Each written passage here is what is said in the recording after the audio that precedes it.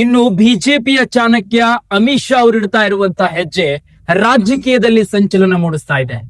ನಿಜಕ್ಕೂ ಕೂಡ D K Shivakumar ಅವರ ಸರ್ಕಾರವನ್ನ ಪತನ ಮಾಡುವ ಲೆಕ್ಕಾಚಾರದಲ್ಲಿ ರಾಜ್ಯಕ್ಕೆ 3 ಬಾರಿ ಬಂದು ಹೋಗಿರ್ತಕ್ಕಂತ ಅಮಿತ್ ಶಾ ಯಾವ್ಯಾವ ರೀತಿ ತಯಾರಿ ನಡೆಸ್ಕೊಳ್ತಾ ಇದ್ದಾರೆ ಎನ್ನುವಂತಹ ಸುಳಿವು ಸಿಗ್ತಾ ಇದೆ.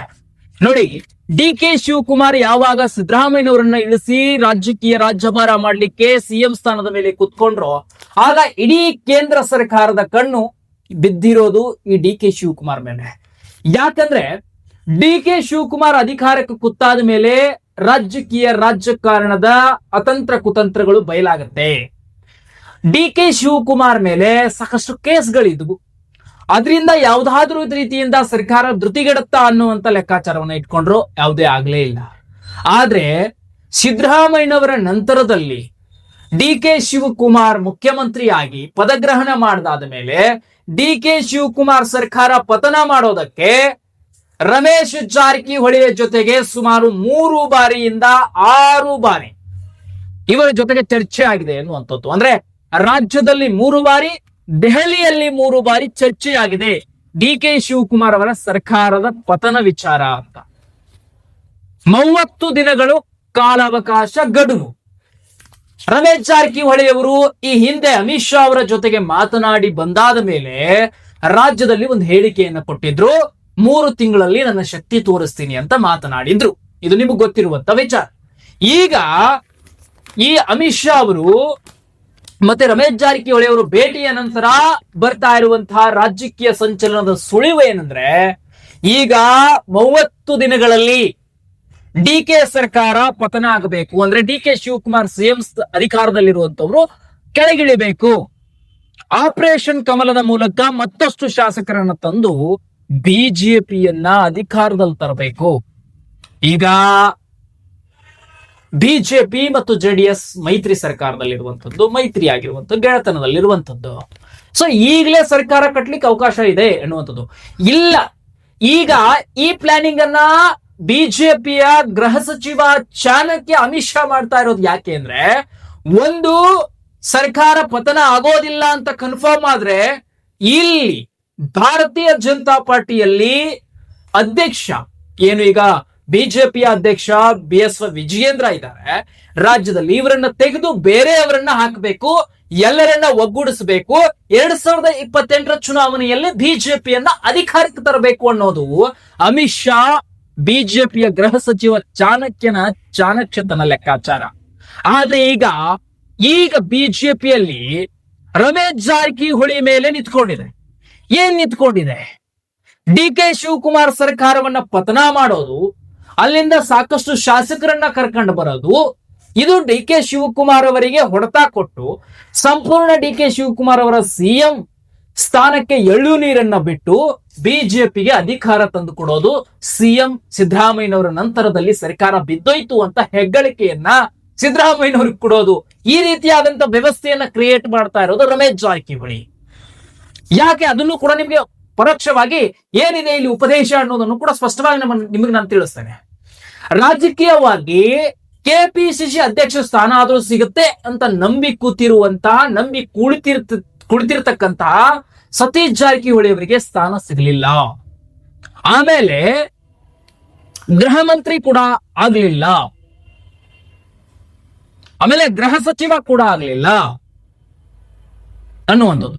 ಸೊ ಈ ವ್ಯವಸ್ಥೆ ಇರಬೇಕಾದ್ರೆ ಇಲ್ಲಿ ಡಿ ಕೆ ಶಿವಕುಮಾರ್ ಅವರು ಮಾತ್ರ ಸಿಎಂ ಆದ್ರೂ, ತಮಗೆ ಬೇಕಾದಂತಹ ಅಧಿಕಾರ ಗಿಟ್ಟಿಸ್ಕೊಂಡ್ರು, ನನ್ನ ಸಹೋದರನಿಗೆ ಏನ್ ಸಿಗ್ಲಿಲ್ವಲ್ಲ ಅನ್ನೋ ಕೋಪ ರಮೇಶ್ ಜಾರಕಿಹೊಳಿಯಲ್ಲೂ ಕೂಡ ಇದೆ.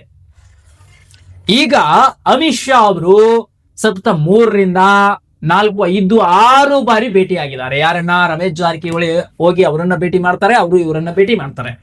ಸರ್ಕಾರ ಹೇಗ್ ಪತನ ಮಾಡಬೇಕು ಅನ್ನುವ ಲೆಕ್ಕಾಚಾರಗಳು ಬಹಳಷ್ಟು ಸುಳಿವಿದೆ ಅನ್ನೋದು ಗೊತ್ತಾಗ್ತಾ ಇದೆ. ಇಲ್ಲ, ಇನ್ನು 30 ದಿನಗಳಲ್ಲಿ ರಾಜ್ಯ ಸರ್ಕಾರದಲ್ಲಿ ಬದಲಾವಣೆಗಳಾಗದೇ ಇದ್ರೆ, ಡಿ ಕೆ ಸರ್ಕಾರ ಪತನವಾಗದೇ ಇದ್ರೆ ಬಿಜೆಪಿಯನ್ನ ಬಲಿಷ್ಠವಾಗಿ ರಾಜ್ಯದಲ್ಲಿ ಕಟ್ಟುವುದು, 2028ರ ಚುನಾವಣೆಗೆ ಅಧಿಕಾರಕ್ಕೆ ತರುವುದು, ಇದು ಬಿಜೆಪಿಯ ಚಾಣಕ್ಯ ಅಮಿತ್ ಶಾ ಲೆಕ್ಕಾಚಾರ.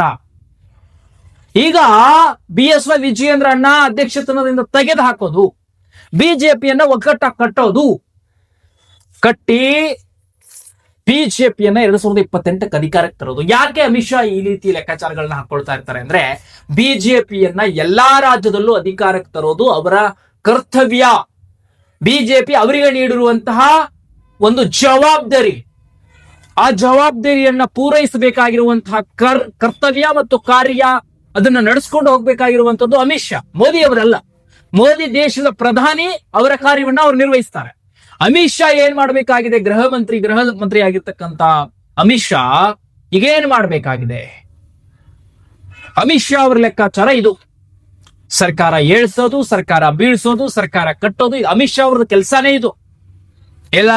ಎಲ್ಲಿ ಅಧಿಕಾರ ಕಳ್ಕೊಳ್ತಾರೋ ಅಲ್ಲಿ ಆಪರೇಷನ್ ಕಮಲದ ಮೂಲಕ ರಚನೆ ಮಾಡುವಂತ ಕೆಪಾಸಿಟಿಯನ್ನ ಹೊಂದಿರತಕ್ಕಂಥದ್ದು ಅಮಿತ್ ಶಾ. ಅಷ್ಟು ಇಷ್ಟು ಅಲ್ಲ, ಎಷ್ಟೆಷ್ಟು ಕೋಟಿ ಗಟ್ಟಲೆ ವ್ಯವಹಾರಗಳು ನಡೆಯುತ್ತೆ ಇಲ್ಲಿ. 2017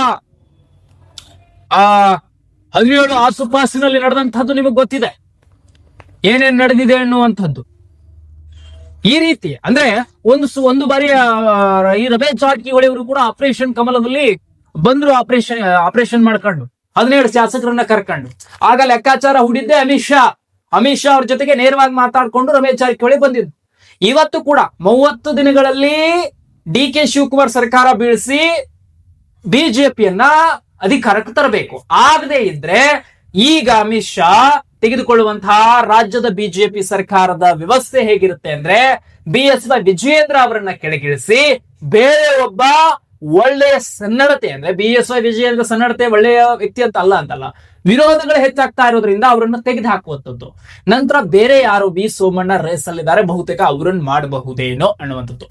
ಆದ್ರೆ ಇಲ್ಲಿ ಬೇರೆ ಲೆಕ್ಕಾಚಾರಗಳಾಗುತ್ತೆ. ಬಿಜೆಪಿ 2028 ಕಟ್ತಾರೆ, ಎಲ್ಲರೂ ಒಗ್ಗೂಡ್ತಾರೆ, ಮತ್ತೆ BSY ವಿಜಯೇಂದ್ರನೇ ಅಲ್ಲೇ ಮುಖ್ಯಮಂತ್ರಿ ಆಗ್ತಾರೆ. ಅಧಿಕಾರ ಬಂದಿದ್ದೇ ಆದ್ರೆ ಅದು ನಡೀತಾ ಇರೋದೇ, ಅದು ಗೊತ್ತಿರುವಂತದ್ದೇ. ಸೊ ಆದ್ರೆ ಈಗ ಮಾತ್ರ ಎಲ್ಲರನ್ನು ಒಗ್ಗೂಡಿಸೋದಕ್ಕಾದ್ರೂ ಹೋದ್ರು ಚಾಣಕ್ಯ ಅಮಿತ್ ಶಾ ಅವರು ಇದನ್ನ ಮಾಡ್ತಾರೆ. ಇದೆಲ್ಲರಿಗೂ ಗೊತ್ತಿರುವಂತ ವಿಚಾರ. ಟೋಟಲ್ ಆಗಿ 30 ದಿನಗಳಲ್ಲಿ ಡಿ.ಕೆ. ಶಿವಕುಮಾರ್ ಅವರ ಸರ್ಕಾರ ಬೀಳಿಸಿ ಆಪರೇಷನ್ ಕಮಲದ ಮೂಲಕ ಬಿಜೆಪಿಯನ್ನ ಅರಳಿಸುವುದು, ಇಲ್ಲ ಇಲ್ಲಿಗೆ ಇದನ್ನ ಕೈ ಬಿಟ್ಟು 2028 ಚುನಾವಣೆಯಲ್ಲಿ ಬಿಜೆಪಿಯನ್ನ ಅರಳಿಸುವ ಲೆಕ್ಕಾಚಾರದಲ್ಲಿ ದುಡಿಮೆ ಮಾಡುವುದು, ಇದು ಅಮಿತ್ ಶಾ ಅವರ ಕೊನೆಯ ನಿರ್ಧಾರವಾಗಿದೆ.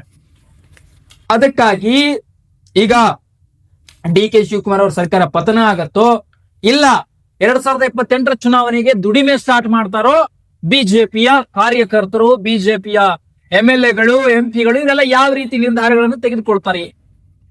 ಇಲ್ಲಿ ಅಧಿಕಾರ ರಾಜ್ಯದಲ್ಲಿ ಅಧ್ಯಕ್ಷತನವನ್ನ ಬೇರೆ ಮಾಡಿ ವಿರೋಧ ಪಕ್ಷದ ನಾಯಕರನ್ನು ಕೂಡ ಬೇರೆ ಮಾಡುವಂತಹ ಲೆಕ್ಕಾಚಾರದಲ್ಲಿ ಈಗ ಅಮಿತ್ ಶಾ ಅವರಿದ್ದಾರೆ. ಹಾಗಾಗಿ ಈಗ ಒಂದು ಪತನ ಆದ್ರೆ ಈಗಿಂದೀಗಲೇ ಅಧಿಕಾರಗಳು ಸಿಗುತ್ತೆ, ಅಧಿಕಾರಗಳು ಡಿವೈಡ್ ಆಗುತ್ತೆ, ಯಾರ್ಯಾರಿಗೆ ಯಾವ್ಯಾವ ಅಧಿಕಾರ ಕೊಡಬೇಕು ಹಂಚಿಕೆ ಆಗುತ್ತೋ ಅದು ಆಗುತ್ತೆ. ಪತನ ಆಗದೆ ಇದ್ರೆ ಮುಂದೆ ಯಾವ ನಿರ್ಧಾರ ತಗೋಬೇಕು ಅನ್ನೋದು ಅಮಿತ್ ಶಾ ಅವರಿಗೆ ಗೊಂದಲ ಇರುವಂತ ಕಾರಣದಿಂದ ಈಗ ಪತನ ಆಗತ್ತಾ ಇಲ್ವಾ ಅಂತ ತಿಳ್ಕೊಂಡು ರಮೇಶ್ ಜಾರಕಿಹೊಳಿಗೆ 30 ದಿನಗಳ ಕಾಲಾವಕಾಶದ ಗಡುವನ್ನ ಕೊಟ್ಟು ನಂತರದಲ್ಲಿ ಈಗ ಅದು ಅಧಿಕಾರ ಬರುತ್ತಾ ಇಲ್ವಾ ನೋಡ್ಕೊಂಡು ನಂತರದಲ್ಲಿ ಇಲ್ಲಿ ರಾಜ್ಯದ ಬಿಜೆಪಿಯ ಅಧ್ಯಕ್ಷ ಸ್ಥಾನವನ್ನ ಬದಲಾವಣೆಯನ್ನ ಮಾಡಿ, ವಿರೋಧ ಪಕ್ಷದ ನಾಯಕರನ್ನ ಬದಲಾವಣೆಯನ್ನ ಮಾಡಿ, ಬಿಜೆಪಿಯಲ್ಲಿ ಹೊಸ ಅಲೆಯನ್ನ ಎಬ್ಬಿಸಿ 2028 ಚುನಾವಣೆಯಲ್ಲಿ ಅಧಿಕಾರಕ್ಕೆ ತರುವ ದುಡಿಮೆಯನ್ನ ಒಂದು ದುಡಿಮೆಯ ರೀತಿಯಲ್ಲಿ ತಯಾರಿ ನಡೆಸಿಕೊಳ್ತಾ ಇರುವಂತದ್ದು ಚಾಣಕ್ಯ ಅಮಿತ್ ಶಾ. ಈಗ ಡಿ.ಕೆ. ಶಿವಕುಮಾರ್ ಅವರು ಸರ್ಕಾರ ಪತನ ಆದ್ರೆ ಈಜಿಯಾಗಿ ಮುಂದುವರಿತಾರೆ, ಇಲ್ಲ ಅಂದ್ರೆ 2028 ಚುನಾವಣೆಗೆ ದುಡ್ಕೊಳ್ಬೇಕು. ಈಗ ರಮೇಶ್ ಜಾರಕಿಹೊಳಿಗೆ ಇರುವಂತಹ ಗಡುವು 30 ದಿನಗಳು.